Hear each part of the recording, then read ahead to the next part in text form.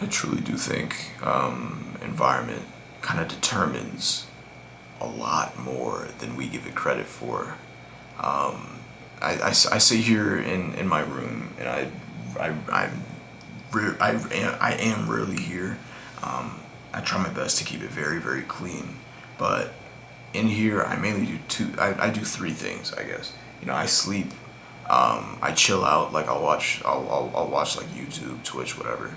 After a long day, and I also record these videos.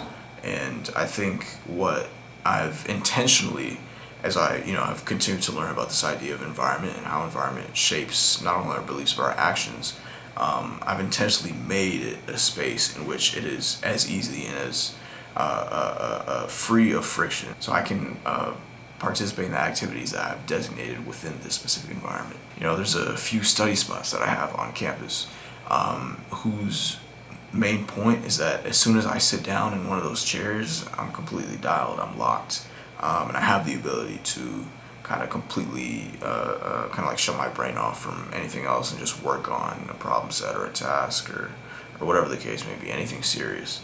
And there are specific environments on campus which are, purely, obviously, the gym, which are, purely for working out and stuff like that.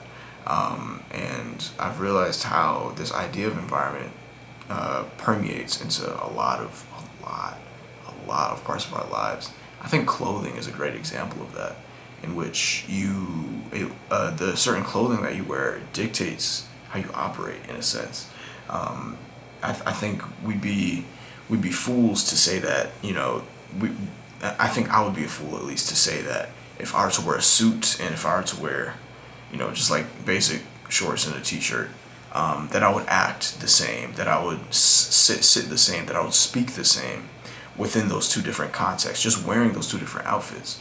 And that in and of itself is a modality of environment, if you will. Just in the same way that I've kind of designated this room. As I keep this room very clean, I continue to look after my hygiene as a result as well. And your environment is a direct representation of that. It's funny, I think it's kind of cyclical in a sense where the environment that you're in kind of dictates a lot of the environment that you're in kind of dictates a lot of the actions that you may partake in. But on top of that, a lot of the actions that you may partake in dictates a lot of the environments that you find yourself in. If I know some folks who kind of say, "Oh, I can never find time for the gym," for example. But are you somebody that in general prioritizes your health? Do you like eat the right foods? Do you do you get enough sleep?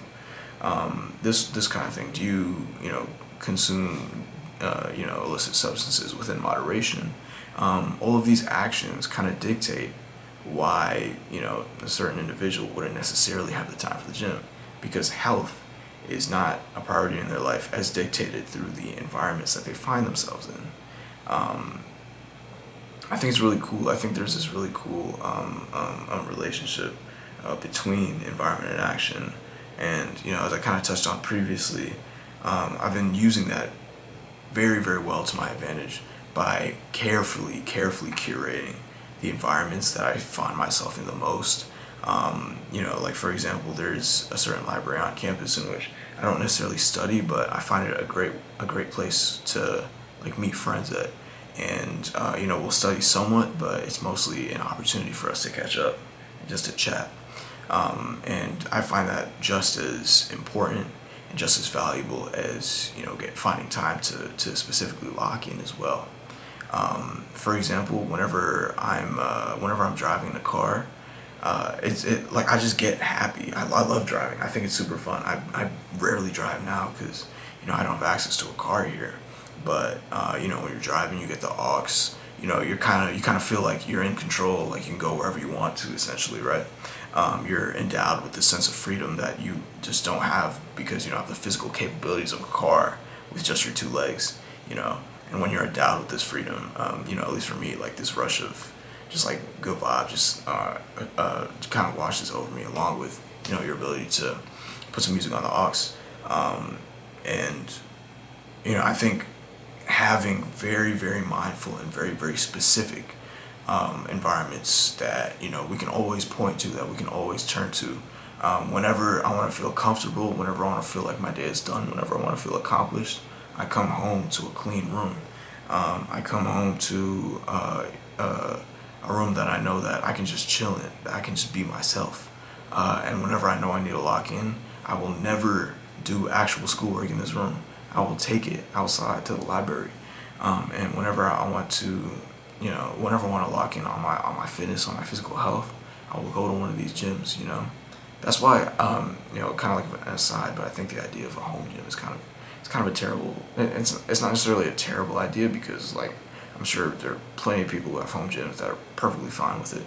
But I think the idea of separating the gym from your actual home, so that you can treat it as a place where you can truly put your full faith effort towards like this idea of putting your body through pain so that it can build itself back up stronger over time.